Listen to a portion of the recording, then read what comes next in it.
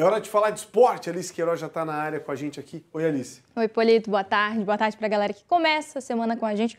Uma semana muito positiva. Tivemos resultados positivos com a nossa dupla da capital. Agitadinho esse fim de semana, hein? Bem Coisa boa. agitado. Coisa boa, sim. Vamos começar pelo melhor, né? Pela Copa Santa Catarina, o Figueirense saiu na frente com uma goleada contra o Joinville e, claro, abriu uma boa vantagem aí para o jogo da final que acontece no Scarpelli no domingo. Uma década depois, Jack e Figueirense voltaram a se encontrar em uma final e o domingo de sol em Joinville era o cenário perfeito para uma grande festa. Letal, o Figueirense aproveitou 4 erros individuais do Jack para dar um passo importante, rumo à taça e a vaga na Copa do Brasil. Ainda no primeiro tempo, aquela que nunca falha apareceu, a lei do ex. Marlisson aproveitou falha do goleiro Bruno Pianissola e abriu o placar. O tricolor ainda teve o técnico Leandro Senna expulso. No segundo tempo, quem trabalhou foi o VAR. Alisson Tadei cometeu pênalti e com a ajuda do árbitro de vídeo, Tisney anotou a falta dentro da área. Na cobrança, mais uma vez o camisa 9 do Furacão balançou a rede em cobrança de manual. Bola para um lado, goleiro para o outro. 2 minutos depois, o tricolor errou no campo de ataque, Marlisson arrancou em contra-ataque e de artilheiro a garçom serviu Felipe Augusto, que marcou o terceiro. Os donos da casa só descontaram já os 50 minutos. Da Silva ganhou a posse de bola na esquerda e cruzou rasteiro para Juninho, que rolou para marcar o único gol tricolor. Em mais uma falha, desta vez de Yali e praticamente no último lance de jogo, o Furacão fechou a goleada com Nathan Alves. Para o Figueirense, um empate basta. Já o Jack terá que repetir o que fez em apenas um jogo durante toda a competição. Marcar pelo menos 3 gols para levar a decisão aos pênaltis. A equipe alvinegra garantiu, né, Cláudio, uma boa vantagem, como a gente já vem destacando. Nada como começar a semana assim do torcedor alvinegro, né? Boa tarde. Boa tarde, Alice. Boa tarde a todos que nos acompanham no Balanço Geral. Pois é, importante, né? Uma vantagem que realmente é espetacular. Difícil, né? A gente vendo esse enfrentamento do Joinville, as limitações técnicas da equipe do norte do estado, fazer 3 gols para ir para os pênaltis no jogo aqui no Scarpelli. Lembrando que a diretoria do Figueirense já colocou os ingressos à venda desde semana passada, já teve mais 2.000 ingressos vendidos. O Figueirense foi um atropelamento em Joinville. O Figueirense do técnico Vaguinho Dias passou a responsabilidade da posse de bola para o Joinville, que jogando em casa queria trazer alguma vitória e também a vantagem para o jogo de volta. E o Vaguinho Dias numa estratégia bem interessante, usando os contra-ataques o tempo todo, né? E a gente está vendo aí os lances da partida. Absolutamente o Figueirense conseguiu ser efetivo com muita precisão, né, nos contra-ataques contra a equipe do Joinville. E o Marlisson, né, que já 21 gols, está ali entre os artilheiros do Brasil, que pasmem os senhores, em relação aos 2 gols que ele fez ontem, atingiu a marca de 21 gols na temporada. O Felipe Augusto fez mais um gol também e juntos estão com 32 gols na temporada, a dupla que está ajudando aí na Copa Santa Catarina. Incontestável essa vitória do Figueirense, marcou impressão alta, ou seja, marcando a saída de bola do adversário, bem à frente, né, bem avançado, jogando pelos lados, teve várias oportunidades. Douglas Bacelar perdeu um gol incrível, né? Não apaga o ano ruim do Campeonato Estadual da Série C, mas ali se termina bem, né? O Figueirense, que há 3 anos não disputa a Copa do Brasil, está muito próximo aí do título bem encaminhado. Tá certo, né, Cláudio? E ainda vai ter essa decisão diante do seu torcedor. Melhor ainda, né? Não dá para deixar escapar. Não mesmo. Já a gente volta a falar com você para, claro, repercutir o Avaí. Antes a gente traz os destaques, né, os placares que foram destaques justamente da 2ª Divisão Nacional. No fim de semana, tivemos um fim de semana movimentadíssimo aí e se encaminhando para a última rodada. Avaí 3-1 contra o Remo na ressacada. Volta Redonda e Chape empataram no 1-1, resultado que foi bem frustrante para o Verdão do Oeste. Ferroviária perdeu para o Atlético por 2-1, resultado que também não ajudou a vida do Verdão do Oeste. E o Criciúma, surpreendendo, vencendo com propriedade aí por 2-0 o Botafogo, Resultado ótimo para o Tigre, que agora tem grandes chances aí de acesso na competição. Bora acompanhar o resultado de Avaí e Remo, que ajudou aí a Chapecoense e o Criciúma a sonharem com a elite do brasileiro. Antes da partida começar, briga ao redor da ressacada foi registrada. Cenas lamentáveis que ainda seguem se repetindo. Com a bola rolando, o Remo é quem mais precisava do resultado para entrar no G4.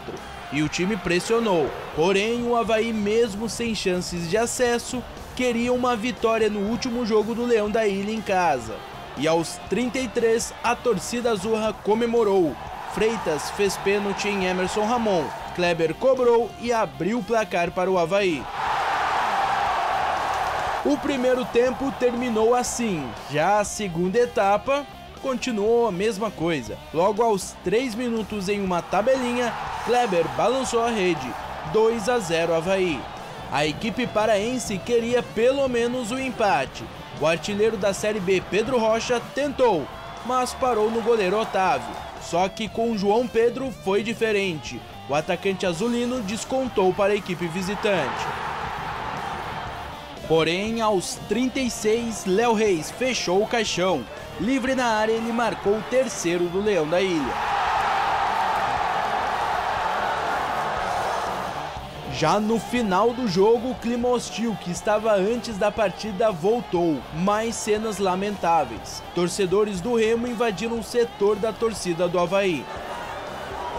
E além da confusão na arquibancada, tivemos briga dentro de campo. 6 jogadores foram expulsos. Hernandes e Nicolás Ferreira do Remo, Emerson Ramon, Léo Reis, Gaspar e Railan pelo lado do Avaí. Depois de tudo isso, o que restou para o juiz foi encerrar a partida. Avaí 3, Remo 1. É uma despedida positiva com relação ao placar mais triste e lamentável, essas cenas, né, Cláudio? É verdade, não dá para normalizar cenas desse tipo. E é importante para quem esteve no estádio, viu que tudo começou quando a torcida da equipe do Remo comprou ingressos no setor da torcida do Avaí. E já dava para prever que a situação não seria legal, né? Então, a prevenção. Hoje o Avaí até soltou uma nota dizendo que está conversando com a Polícia Militar para melhorar o planejamento da segurança no estádio e aí depois da porta arrombada, né? Depois da situação. E olha, a imagem está aí, dá para identificar e punir os malfeitores, né? Dentro de campo, parabéns, viu? Parabéns para o elenco do Avaí, o profissionalismo imperou. Durante toda a semana ficou aquela celeuma, vai jogar com time sub-20, não vai.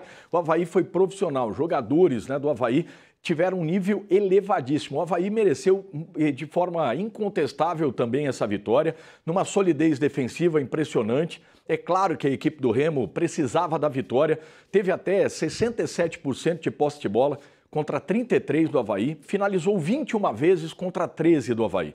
Só que o Avaí foi eficiente, teve 3 grandes chances mais claras de gol contra apenas uma do Remo. E das finalizações no alvo, no gol, o Avaí foi mais eficiente, foram 6 contra 5. E olha que o Avaí empilhou chances de gol. Josmar perdeu gol, Marquinhos Gabriel perdeu gol, ou seja, o profissionalismo dos jogadores do Avaí, mesmo incentivados, isso acontece nesse final, né, de temporada, né, aquele incentivo dos clubes que queriam acesso, mas o Avaí, quando teve a posse de bola, foi muito eficiente, vitória mais do que merecida, viu, Alice? E no final da partida o Eduardo Brock disse, não dá para normalizar. 6 meses de salário atrasado no que tange a imagem, mesmo assim o time mitou dentro de campo. Exatamente, Cláudio, foram super profissionais e bem como eu destaquei antes, eles também deram aquela forcinha para os nossos 2 representantes ali que ainda possuem chances efetivas aí para um acesso à Série A. Criciúma que está numa certa vantagem, né, com essa vitória, a Chape deixou a desejar, mas a gente tem um encaminhamento ainda, dá para sonhar de repente com os 2 na Série A, é um cenário um pouco mais difícil, mas de repente... Não, mas é bem possível, viu, Alice? Porque o Goiás, né, ele enfrenta o Remo lá em Belém do Pará, o empate é bem possível. O Criciúma depende só dele, joga fora de casa com o Cuiabá, que não luta por mais nada, por mais que tenha um incentivo ali ao Cuiabá, o Criciúma precisa fazer a parte dele. A Chapecoense joga em casa contra o Atlético Goianiense, tem aquela rivalidade com o Goiás.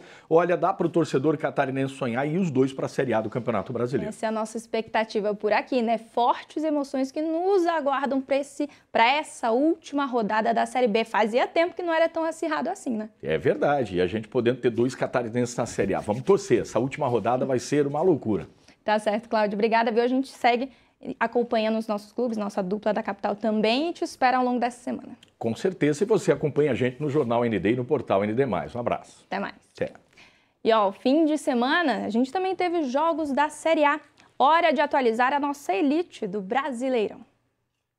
O Flamengo goleou o Sport por 5-1 de virada na Arena Pernambuco em um jogo atrasado da 12ª rodada do Campeonato Brasileiro. O time pernambucano abriu o placar com Pablo, mas viu 2 jogadores serem expulsos ainda no primeiro tempo, Matheus Alexandre e Ramon Menezes, o que permitiu a goleada carioca. Os gols da vitória flamenguista foram marcados por Luiz Araújo, Juninho, Bruno Henrique, Ayrton Lucas e Douglas Telles. Essa foi a maior goleada do Flamengo sobre o Sport. O resultado colocou os cariocas na liderança e rebaixou o time pernambucano à Série B. O Santos venceu o Palmeiras por 1-0 na Vila Belmiro em um jogo adiado da 13ª rodada. O gol do Peixe foi marcado no fim da partida por Roleiser. O resultado tirou o Santos da zona de rebaixamento e o Palmeiras da liderança do campeonato. Com gols no segundo tempo, o Bragantino venceu o Atlético Mineiro por 2-0 no estádio Cícero de Souza Marques, em Bragança Paulista, em um jogo adiantado pela 37ª rodada. Lucas Barbosa e Gustavo Marques foram os autores dos gols dos donos da casa. Faltando apenas 5 rodadas para o fim da Série A, a tabela de classificação está assim. Na liderança temos agora o Flamengo com 71 pontos. Na sequência, o Palmeiras com 68, Cruzeiro com 64 e fechando o G4, o Mirassol com 59. Na parte de baixo da tabela agora temos o Vitória com 35 pontos, o Juventude com 32, o Fortaleza com 31 e o já rebaixado à Série B, o Sport com apenas 17 pontos conquistados. De fato, não é só a Série B que está acirrada, né, Polito? A gente está vendo aí a Série A acirradíssima e também na reta final, que a gente segue acompanhando. Disputa boa, vamos que vamos. Daqui a pouco a Alice volta, daqui a pouco. Isso, né? Temos mais eventos esportivos que movimentaram e estão movimentando a capital. Daqui a pouquinho a gente está de volta. Até já já. Até mais.